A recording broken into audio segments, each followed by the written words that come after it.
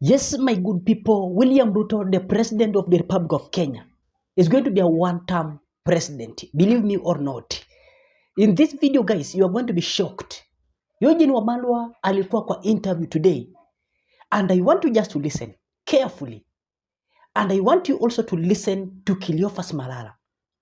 Guys, unajua, the main reason why William Ruto decided to chase away Cleophas Malala as the General Secretary of UDA. Because Cleophas Malala alianza kuwa associated na Rigathi Gachagua himself. Baada ya Rigathi Gachagua kuweza kuwa impeached. And Cleophas Malala alikuwa asha realize kwamba anaenda kuwa sacked. Unaona watu wangu? And mambo yamechemuka completely. And William Ruto ameanza kuwa na worries. Unaona? That's why unaona William Ruto ilikuwa attack Rigathi Gachagua upande wa Siaya akiwa kwa mazishi, but hakumuattack because close allies wa Raila Amolo Odinga walitangulia kwa attack William Ruto. Unaona watu wangu? So ikawa hana nafasi ya kuattack Rigathi Gachagua na kuattack Cleophas Malala. And any day William Ruto is going to address Cleophas Malala.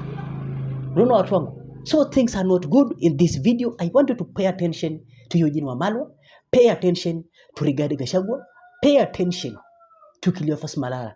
Then ujue tu William Ruto is going to be a one-term president. Because hii chama ambayo ama jamaa wanaenda kuunda, ndio na reveal wanaenda kuunda ni chama ya ku make sure kila mtu anaenda kuingia hapo ndani. Na nilikuambia guys kwamba in 2026 from 2026 hii chama ya Rigathi Gachagua watu wengi wanaenda kuitumia. Chama ya Natembea watu wengi wanaenda kuitumia.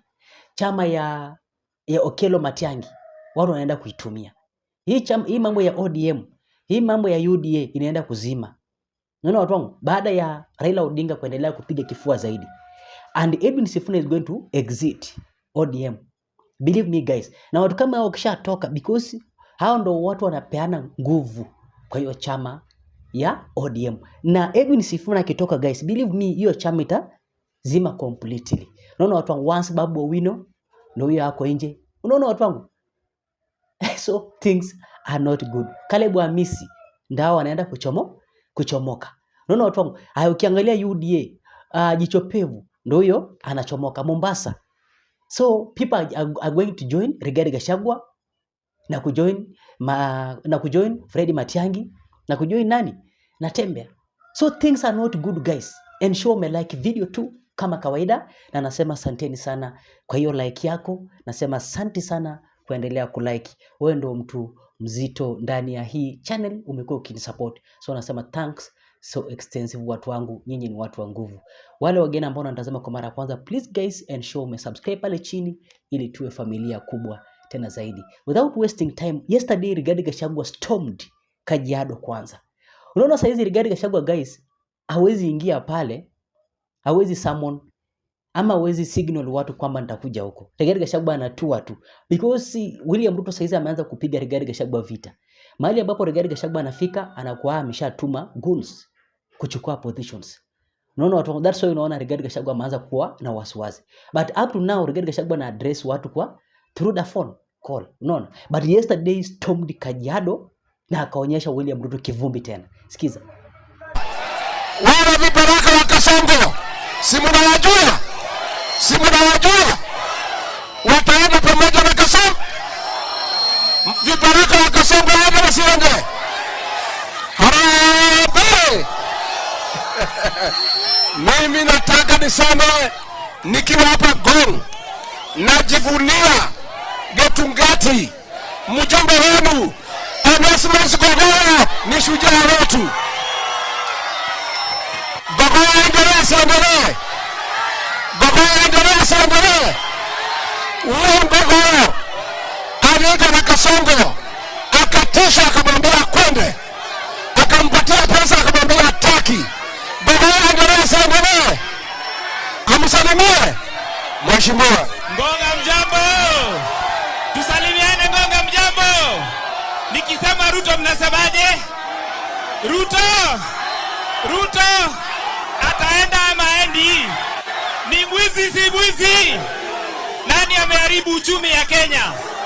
Nani alipeleka Gachagua nyumbani? Nani amenyanyasa mama And today, Eugene Wamalwa alikuwa kwa interview. Eugene Wamalwa terrified William Ruto. And William Ruto nina imani ya kwamba ako na wasiwasi kubwa tena zaidi. Sikiza, and don't try to swipe up this video. Yes, I'm happy to be here. It's my first time. Karibu. Yes. We're meeting on the other side. Yes. Yes. And it's good to have you here today. Thank you. Now, you need to apologize because there's a day that we had said you were coming. I must start by apologizing. And we told people that you'd be coming.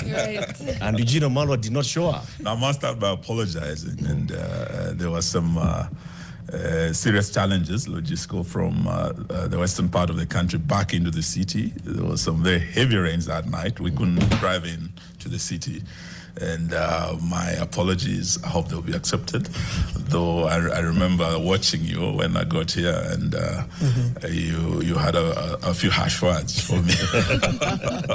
but I'm here to set the record straight. Very good. And to say it's really, really my pleasure to be on this program this morning. I've been following it very, very, very closely. Yes, Ante. Thank you. We hope the fixers will accept your apology. Thank you. That is directly to the fixers. Janet has the day's quote. We call her Janowama quotes. Janowama Yes. quotes. I was going to say, number one, I think he joined the show last week for the first time when he had a call with Mariam. So Yes. technically he's been on the show. Yes. When we were out in Nakuru Right. on the Butere Girls Right. issue. We'll So get to technically the that. second time. So this is Thank technically. you very much. Yes. But we'll come to that in a bit. The day's quote today, it was said by a very well-known political commentator called Chege Majus. He's huge on TikTok. And it was interesting. He said it, and I thought it would be good to say it today. He said, hii gari, Kenya, ilianza kuonyesha check engine in 2015. How does that land with you? He was just like, the alarm bell started going off in 2015. Yes. The check engine signs and signals started going off way back in 2015. Do you Yes. think that's accurate? I think probably it should be before that, and it takes all of us to do whatever we must to fix the nation.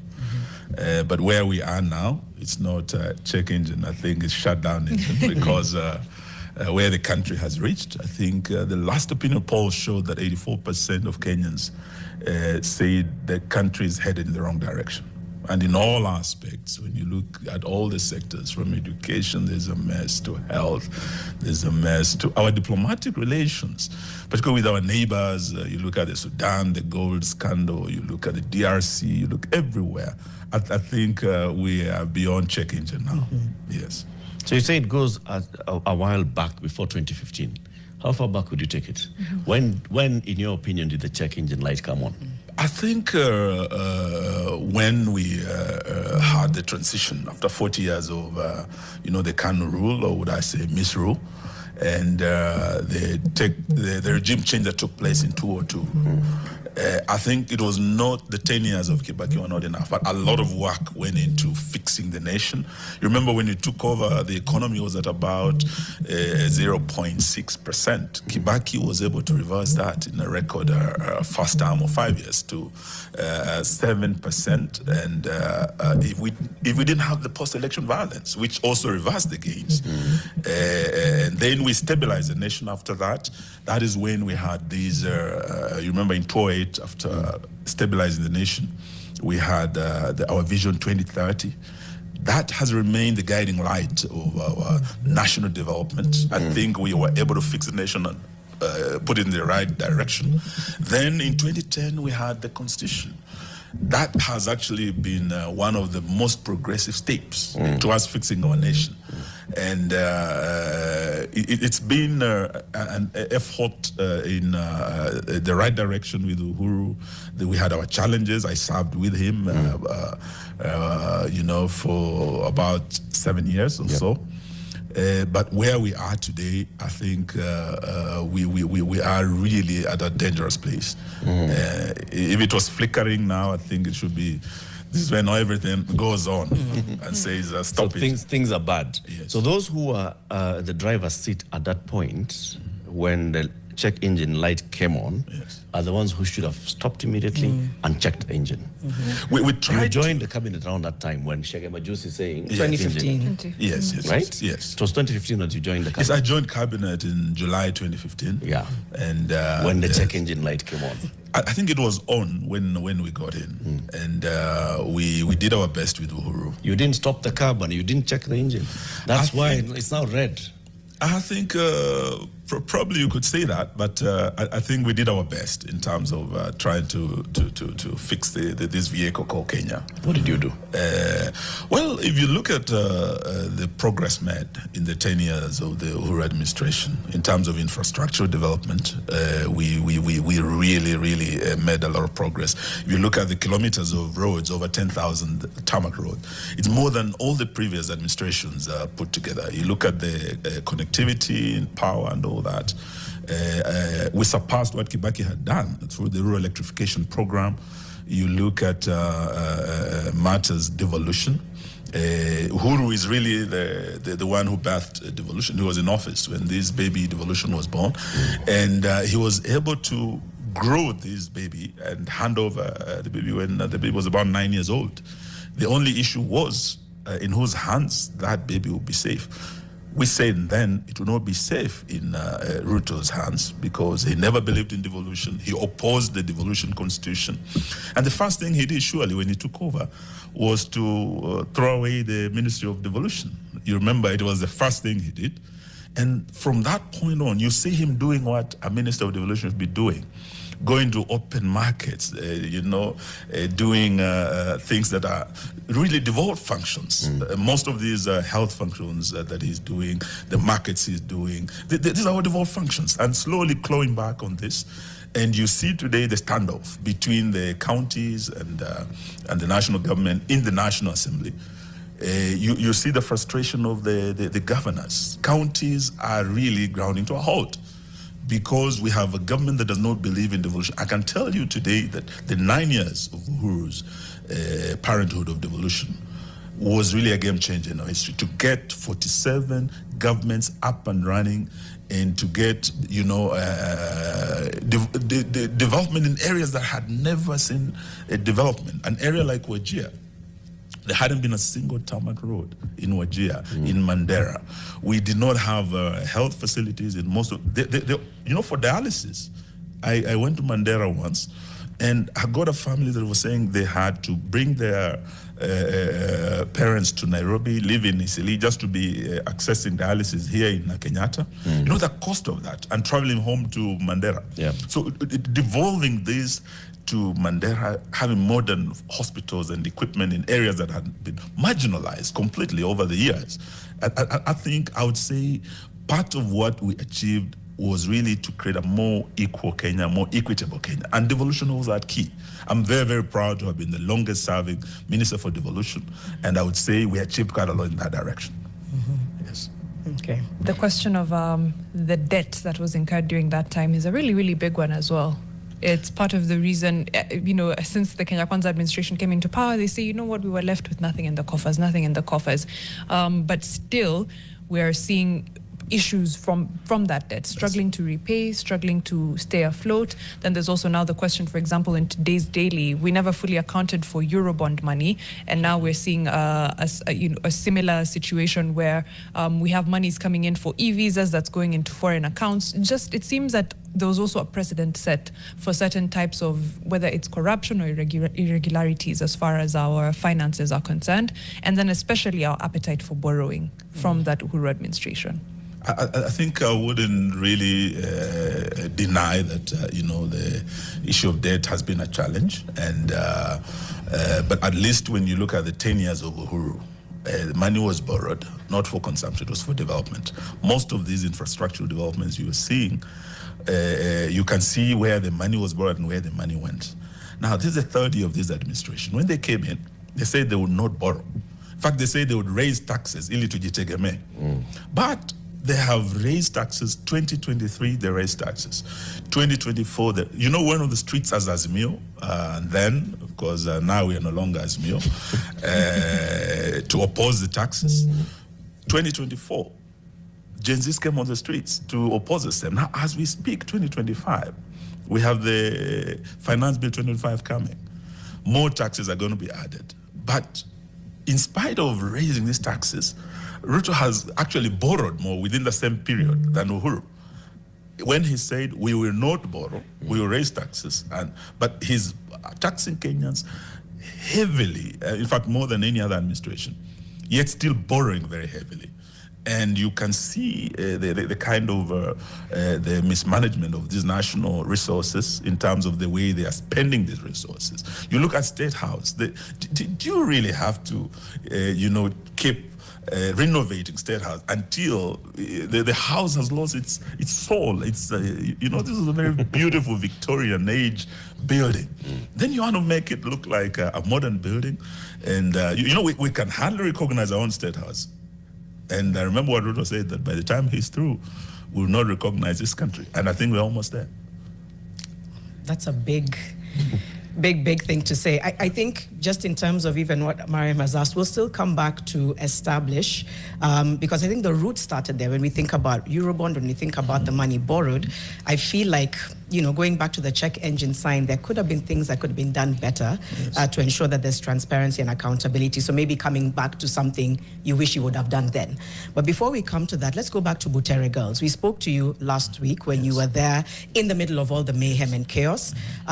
Take us through where we are now, the update that you have, if any, and your thoughts on what that scenario has taught us about where we are in Kenya.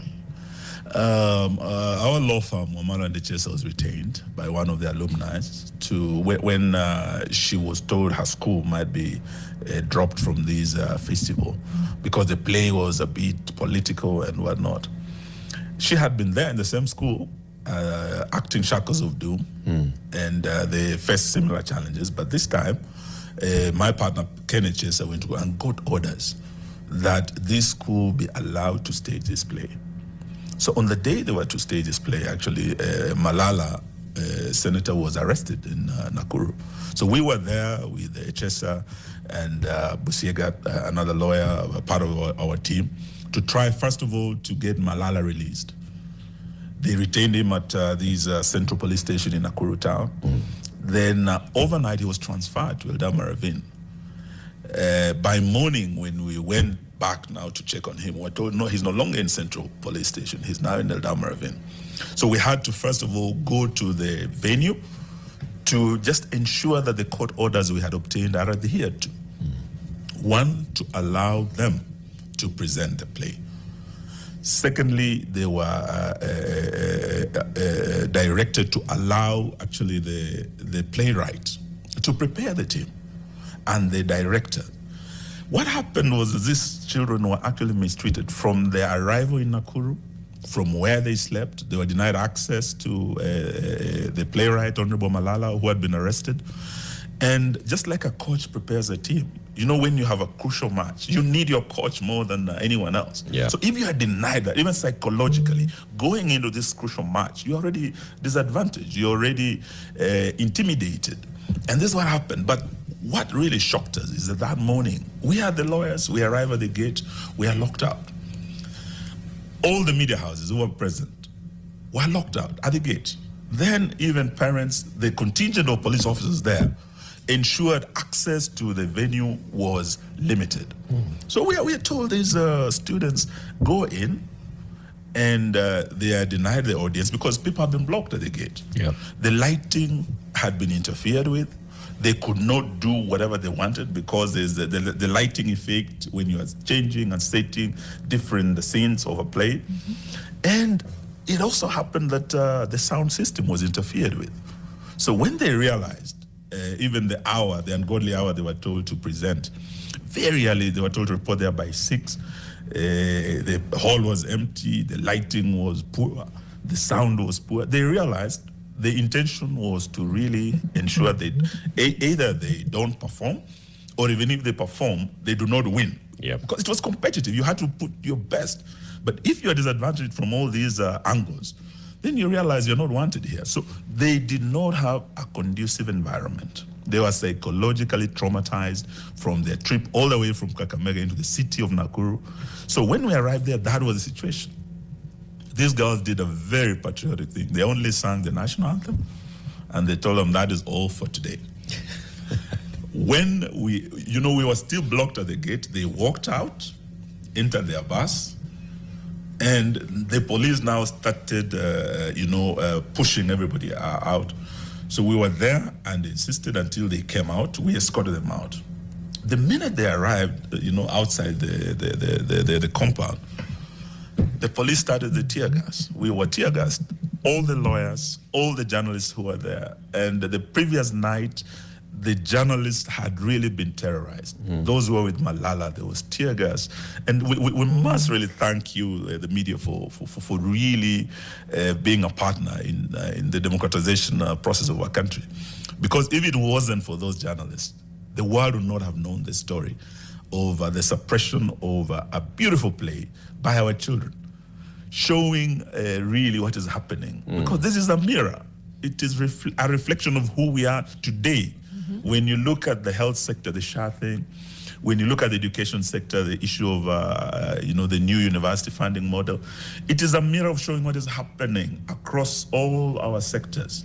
And our children were just showing us, this is how you look. Now, you don't smash the mirror for looking ugly. It is you who is ugly, not the mirror. Not the mirror. Yes, and even when you look at most of the plays that have been acted, I was actually a drama buff. I loved drama in school. In Chowet, I was one of the leaders of the drama club, and I emerged one of the best actors in my O-levels. In A-levels, in Gendia High School, we became the national champs. And at that time, we had this satire about the colonial situation, the building of the Kenya-Uganda Railway, and how the colonialists were treating the Maasai, the Nandi warriors, and making their way. So it was political. But Moi allowed us to go to State House. In fact, I was saying a very unkind thing. I was the Mzungu, guy leading the construction of the railway. Right. I was mistreating Africans. But I was epitomizing the worst of colonial atrocities committed against Africans by an administration that was there before. Moi sat there and watched me. Of course, at one point I noted him frowning because I was saying a very unkind thing about the Nandi warriors and what they were doing to, how primitive they were, stopping development. But we were allowed to present. When you look at some of the plays we've acted, the government inspector, in one of my roles, I played the Dobsy twins. And Nikolai Gogo was showing the state of rot in the Russian society at the time. And the divide between Moscow and the rural Russia. And the corruption and the promiscuity and all that. They were able to display through satire what the state of their nation was then. What is wrong with our children doing the same? Right. Yes. I'm wondering, is this the government versus Cleophas Malala or the government versus Echoes of War as a play? I think it's the government versus the people. Our children are only the mirrors of who we are as Kenyans, showing this our government how ugly they are and how they have failed. And it is up to them to actually borrow a leaf and say, okay, if our children can be saying this, that SHA is not working. Well, we in the opposition say it's not working. They didn't listen to us. We have the church, including the Archbishop Moheria, saying this thing, SHA is not working. I'm going to shut down our faith-based hospitals. We have the private sector saying this. They don't want to listen. Now it's the children speaking to us. And you remember this tale of the king who had been lied to by those around him that he had this extraordinary apparel that, had never been worn by any other king. He took a child coming to look at him and say, hey, Your Majesty, the king, you are naked. This is what these kids were doing. But if the king does not want to listen to that child, who might be the one serving him, but the king is naked. We don't see any clothes. We don't see this SHA working. We don't see this university funding working. The king so thinks it's up to him. that the parents are teaching the children bad manners. Yes. To look at the nakedness of the king. This is what we are hearing from all the leaders, from the deputy president. The president spoke yesterday, and he's saying we are teaching our children to disrespect their country, to hate their leaders, and to disrespect their elders. What do you say to that? I can tell you, Eric, that is a government that is out of touch with reality. In fact, the rate at which they are going. Right. And I would say this to our first lady, P.Ruto. She is really an alumni of this school. I haven't heard her say a thing about her children from her school. Butere should have been the first one to condemn the police for, how do you tear gas children? They were unarmed. They only came to show their talent. Yeah. It's just like the 25th of June, just across the road, when children, they only had water and their smartphones, maybe a flag. They were not armed. Why would you have snipers on the roof of Parliament shooting these Gen Zs, little children who wanted to come and say, please don't raise the taxes. Our parents can't make ends meet. Then you go ahead and shoot them. So it tells you it's a government that's out of touch with the reality. And at some point, it might get to the place that, where the French Revolution started, when the king and the queen had the noises at the gates of the palace. And then the king said, who are those making noises? Oh, there are people who are broken in the bakeries. There's no bread. Then the queen said, if they don't have bread, why don't they eat cake? It told of a regime out of touch with the reality. I listened to Kindiki, I listened to President Ruto speak yesterday, and I listened to Rachel. Her loud silence about her school speaks volumes. It's like Queen Marie Antoinette, who is there saying, let them eat cake. If they can't, play that, then let them try something else. Please listen to the children. Listen to the children. Even the Bible says some of these things will be hidden to the elders, but shall be revealed to the children. You really think they're out of touch? I think they are. You think the that manner in they which they've actually handled this thing are not hearing that these are echoes from the entire republic? I think the entire republic has spoken. They are not listening. Now the children have spoken, and you tear gas them. The children come to a parliament to speak to you, and you shoot them. Then after that, you abduct them and continue killing them. What kind of a country is this? What kind of a government is afraid of its own children? That question on Utovu and Nidham, we'll play the bites when we come back from the break. But that's what the president said, that, we can't allow anything that is teaching our children about whether it's sexual impropriety, whether it is use of drugs, or things that cause them to be disrespectful to their elders. I was trying to look for the politically correct word. But disrespectful came to mind. I think we're up for a break in about 2 minutes. And we will come back and play the clips, as Mariam said. Just some reflections online, because we're also speaking to our community. The Kikombe says, our leaders and the system we call democracy is our Achilles heel. How radical should we change for the better? In just a few words. I think we have to start listening. If we can listen to the children, what they are saying, then we should step back and say, if this policy is not working, let's reverse it and try something else.